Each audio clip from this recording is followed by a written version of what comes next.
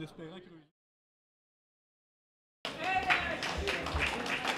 Je lance donc ce soir mon dernier livre avant d'avoir 30 ans, parce que j'aurai 30 ans le mois prochain. Donc, non, j'ai bien l'intention de continuer à mettre la main à la pâte tant qu'il y a des gens, puis vous êtes là ce soir pour me prouver que je dis pas intégralement juste des bêtises, que j'apporte quand même quelques réflexions, que vous soyez d'accord ou pas. J'espère que ça contribue au débat public, et c'est ça qui est essentiel. Surtout que le point de vue va peut-être paraître tranché, mais mon but, c'est de contribuer à lancer un débat qui demeure encore, malgré tout, interdit. Les louanges du libre-échange donc, sont unanimement chantées par les classes politiques occidentales. Il est présenté comme le seul chemin. Et pourtant, puis là j'emprunte une citation à Paul Magnette, l'ancien dirigeant de la Wallonie, qui disait « Les accords commerciaux négociés en secret, c'est comme Dracula, il meurt quand il se retrouve au soleil. » Donc quand on fait la lumière sur eux.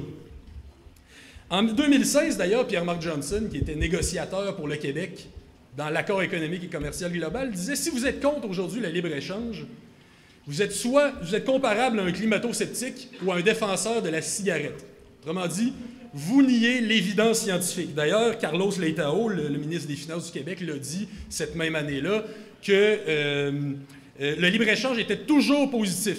Toujours. Fin de la discussion, on arrête ça, on passe à un autre appel.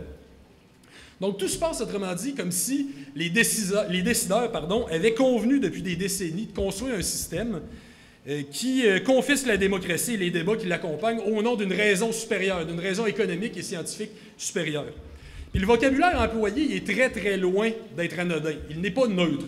Parce que les partisans de... Puis vous voyez, le sous-titre, c'est le nouveau libre-échange, les ravages du nouveau libre-échange. Parce que les partisans de ce nouveau libre-échange-là, ils le présentent comme le synonyme de l'ouverture, qui serait contraire, donc, évidemment, de la diabolique fermeture. Donc, vous êtes contre tel accord en particulier, vous êtes contre le libre-échange dans son ensemble, ce qui signifie, que vous êtes contre le commerce, vous êtes contre l'ouverture. C'est une espèce de... Autrement dit, on n'est plus dans le débat vraiment, on est dans la religion officielle. On est dans la religion. Mais le libre-échange, à la base, c'est un principe économique. Ça prône l'idée que sur plusieurs marchandises, on baisse les droits de douane. Donc, on permet aux marchandises, on permet aux produits de circuler d'un pays à l'autre. C'est ça pourquoi, d'ailleurs, c'est un bon moment pour faire son entrée, Bernard Landry, qui vient d'arriver, a milité dans les années 80. Et puis, qui est ici présent, je salue sa présence également.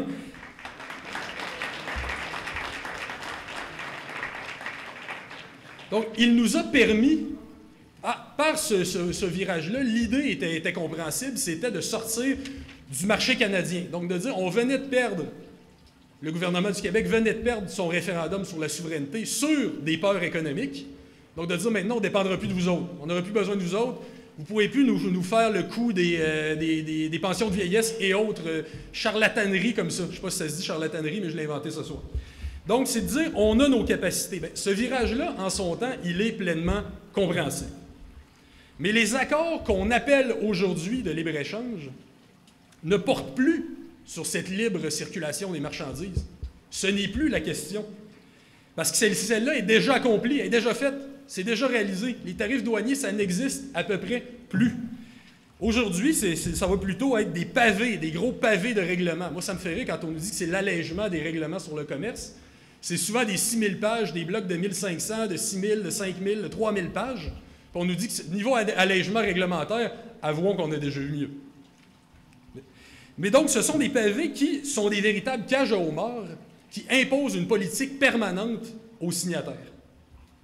Puis d'ailleurs, c'est dans des domaines aussi variés que, par exemple, les services publics, la propriété intellectuelle, l'environnement, le travail, l'agriculture, le prix des médicaments, pour ne nommer que ces exemples-là. Donc, des domaines qui, de prime abord, n'auraient rien à voir avec les échanges entre un pays et l'autre, d'un pays à l'autre.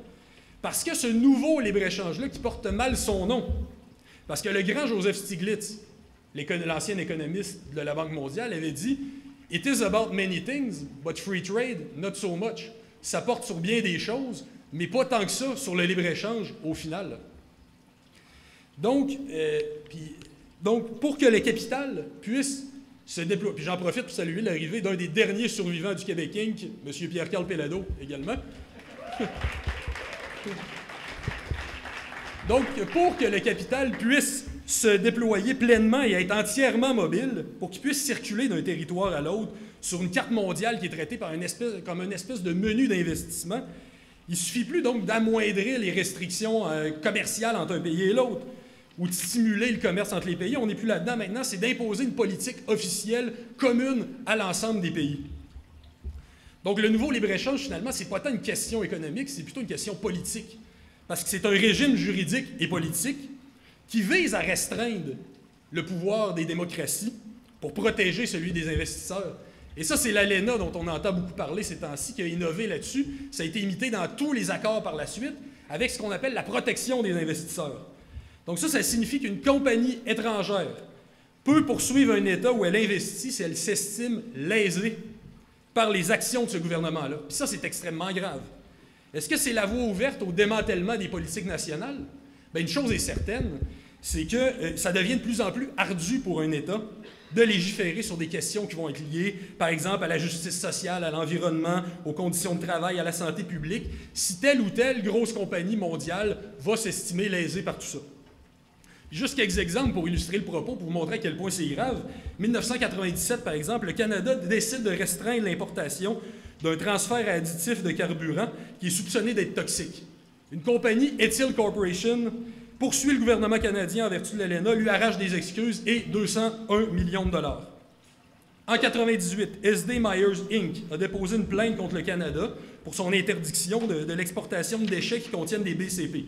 Ça, dans le fond, c'est des chimiques synthétiques extrêmement toxiques.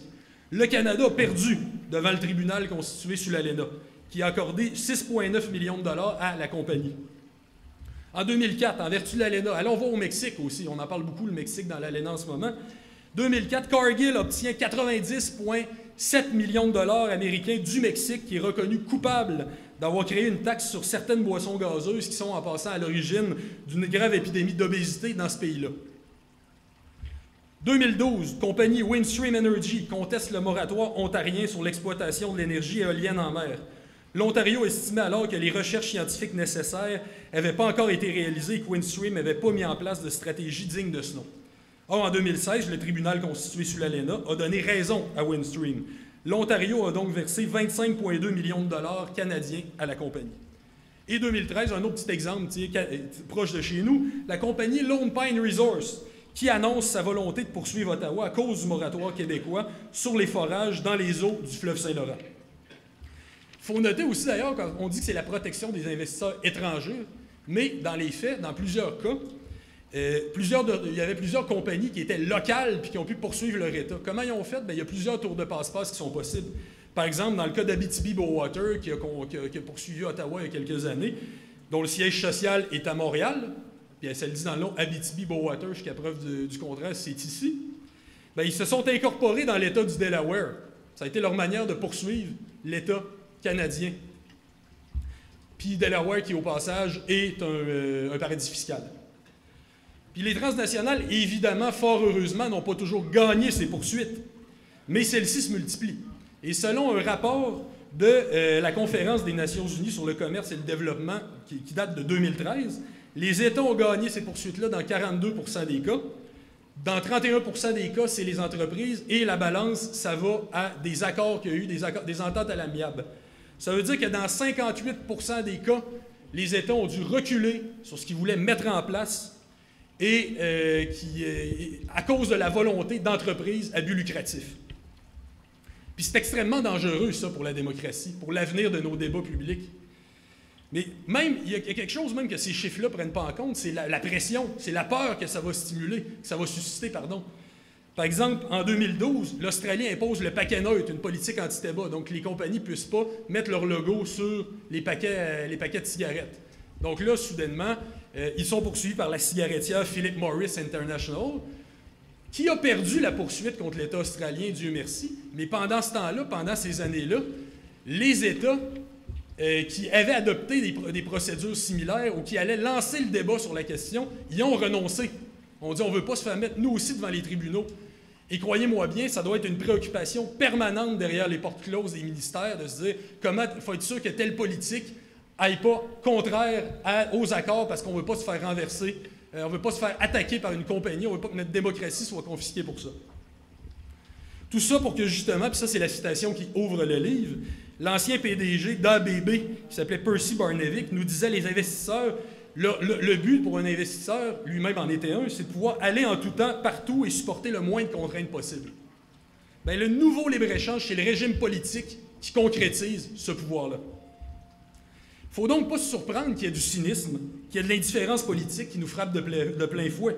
Le débat politique lui-même offre plus de débat de vision, c'est seulement des équipes de gestionnaires sur comment aménager une recette qui est déjà décidée d'avance, qui nous est déjà imposée par en haut. Ils sont pris avec la souveraineté, une nouvelle souveraineté qui est la souveraineté des traités, des juges et des grandes compagnies. Donc, dénoncer le nouveau libre-échange, comme je le fais, ça n'a rien à voir avec le fait de vouloir empêcher une PME de la région de Québec d'exporter dans le Maine. On n'est pas du tout, mais pas du tout là-dedans. Comme je vous dis, ce n'est pas tant un débat économique. Puis c'est même pas un débat, contrairement à ce qu'on prétend, entre libre-échange et protectionnisme.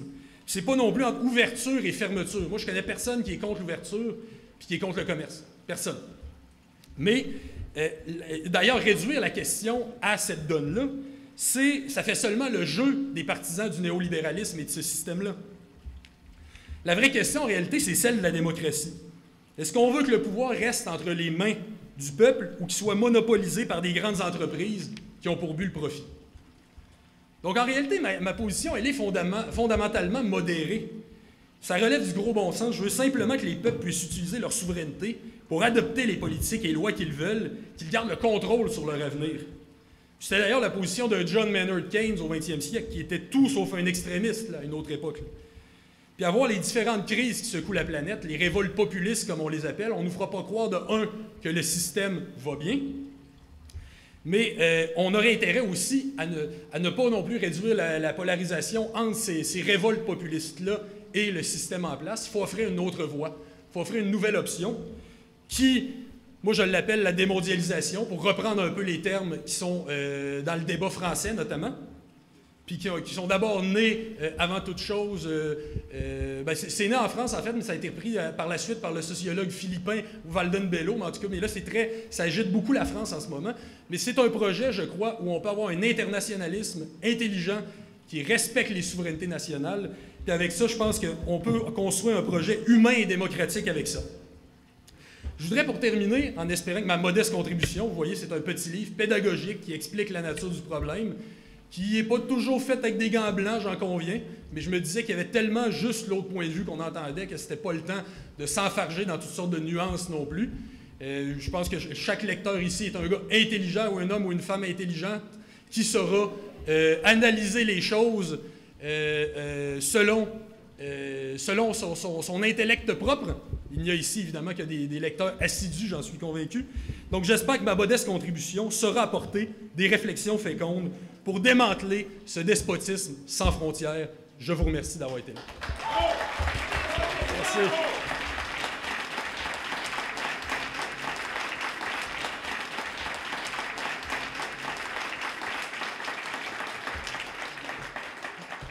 Maintenant, pour ceux qui...